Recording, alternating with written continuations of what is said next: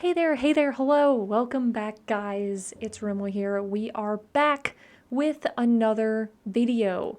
Again, Netflix recommended a front page movie to me, despite it looking Oh my god! creepy. So I didn't look up anything about this movie beforehand because I really like to go in completely blind. I really just like to go in without any opinion about the movie going in beforehand. I didn't expect it to be so terrifying or about a terrifying concept. It's I'll show you later. I'll show you later. Stick with me. But anyway, this movie was actually pretty good. We're just gonna jump in to the movie. So, children are going missing in this town, and our lead child that's going missing in this town gets absolutely 360 no scoped out of nowhere. And we start with our family. Mom is a therapist, dad is a detective. You can skip all of the dialogue here. Very boring. Mom cheated on dad, and dad is, well, he's sad. Also, later on, the dad seems to receive a phone call from the wife that I guess pisses him off, and he just chucks his phone through the window. You have to see this.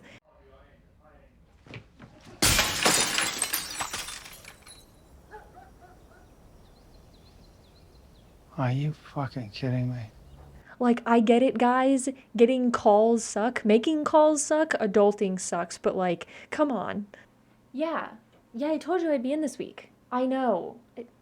It's already been 3 months. Okay, well, I promise you, I'll get back, I'll buckle down, I'll do work. Don't bother coming back? Alright, well, I hated working at Chili's anyway. So that's basically what fucking happens. Do you like my reenactment?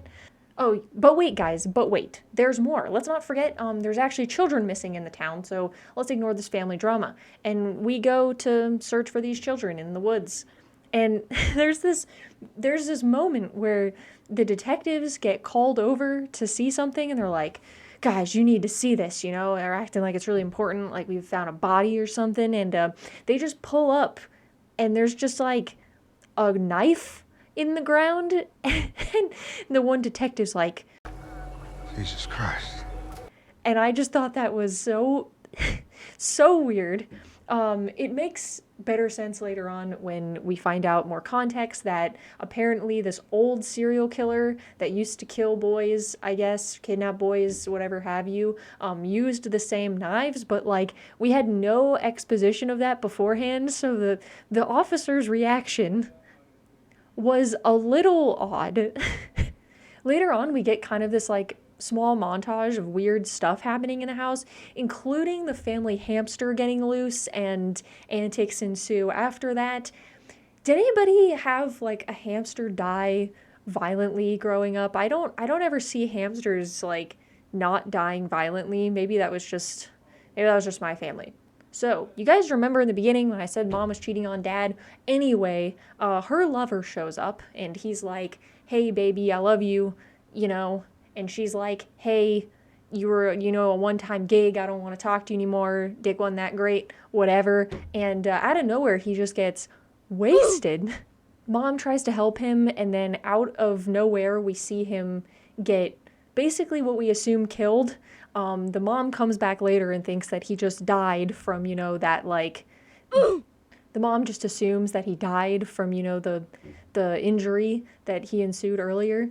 And she assumes that it was the son that tossed whatever off of the ceiling onto the lover because, he's like, mom cheated on dad. I hate her. He's, standard angry teenager. Can you blame him? So we get this super family montage of the husband and the wife basically hiding this dude's body, because that's a great idea. All right, family bonding time. Woohoo! And buddy, you're a detective. You should know damn well that grave is way too shallow. I mean, not that I would know how deep a grave needs to be, but I assume it's not that shallow. And I do just want to touch on this thing just nonchalantly. I think that it was just placed into the movie.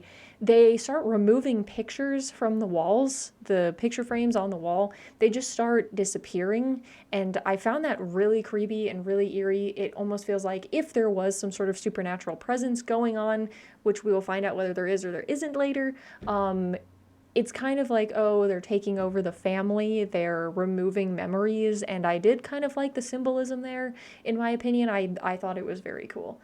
I like when movies do very subtle hints like that to offset you.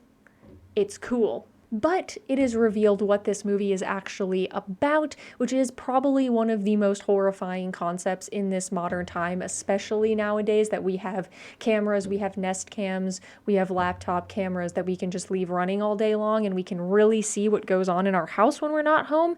And we have discovered that this movie is about frogging.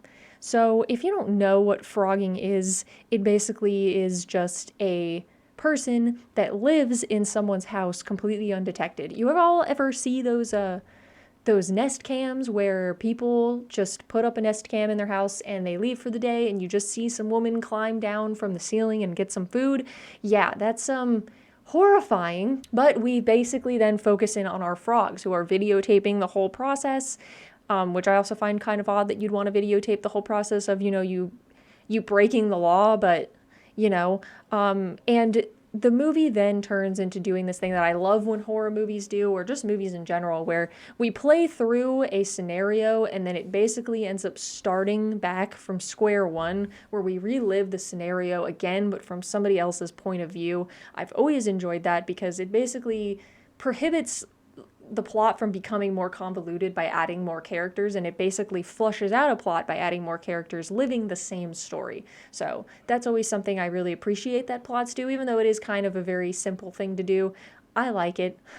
So right before the story with the husband and wife end, we basically get to see the son meet one of the frogs, and we don't know what happens to him until the parents come home from basically digging a shallow grave and they discover their son has been drugged.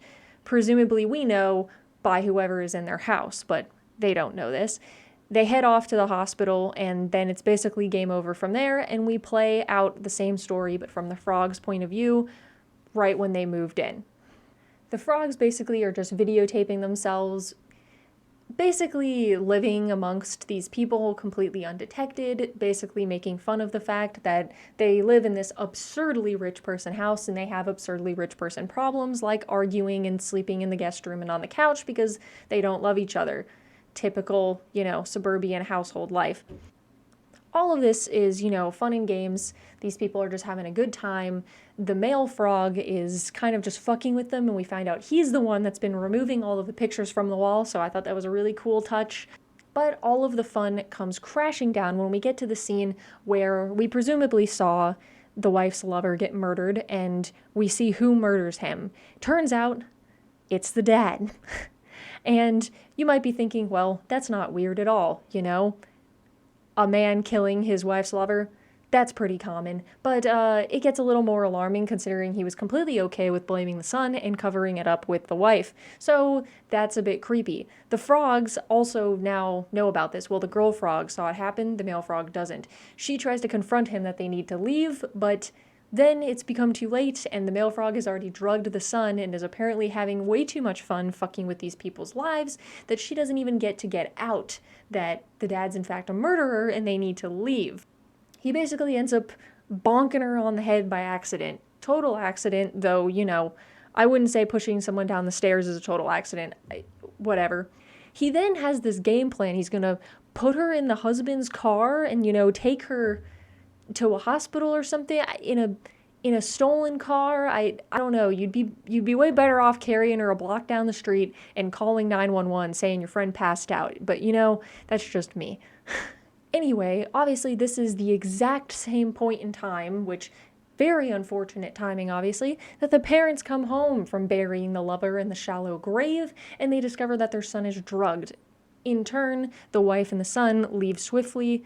The husband now also wants to leave swiftly. We will find out why. And he leaves with the girl in his trunk. The girl wakes up in the dad's truck and is understandably very upset knowing that surefire he has killed somebody before, and he will probably do it again. This is when she digs into his bag and basically finds all of the green knives that you remember before. The serial killer apparently uses these green knives, so it's basically revealed, and we got a reveal that the husband is, in fact, the murderer, or at least the kidnapper of these modern boys. She then calls the cops, obviously, as anybody would. The cops are going to try to figure out her location, but it's a little bit too late for that. The husband has already found her location. As we get to the home, the husband does kill the girl. He basically makes it out to look like she robbed him, she had come into his house. I don't honestly understand, in the grand scheme of things. That seems a little sus. We'll go with it, though, because, cops do tend to get away with everything. But it's finally revealed.